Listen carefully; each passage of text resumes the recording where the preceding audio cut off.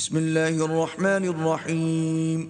يا أهل الكتاب لا تغلوا في دينكم ولا تقولوا على الله إلا الحق، إنما المسيح عيسى ابن مريم رسول الله وكلمته ألقاها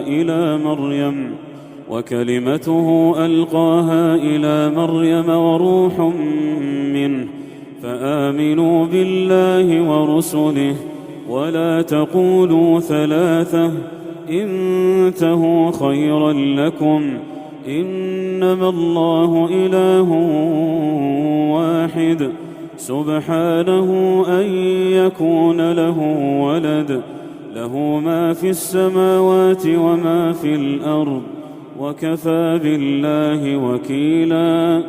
لن يستنكف المسيح أن يكون عبدا لله ولا الملائكة المقربون، ومن يستنكف عن عبادته ويستكبر فسيحشرهم إليه جميعا. فأما الذين آمنوا وعملوا الصالحات فيوفيهم أجورهم ويزيدهم من فضله، وأما الذين استنكفوا واستكبروا فيعذبهم عذابا أليما، ولا يجدون لهم من دون الله وليا ولا نصيرا.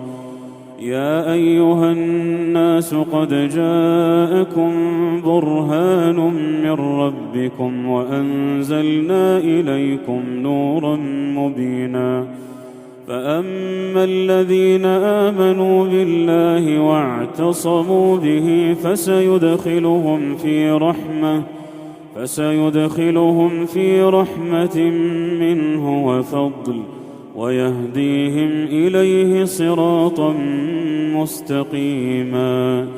يستفتونك قل الله يفتيكم في الكلالة، إن امرؤ هلك ليس له ولد وله أخت فلها نصف ما ترك وهو يرثها إن لم يكن لها ولد، فإن كانت اثنتين فلهما الثلثان مما ترك، وإن كانوا إخوة رجالا ونساء فللذكر مثل حظ الأنثيين.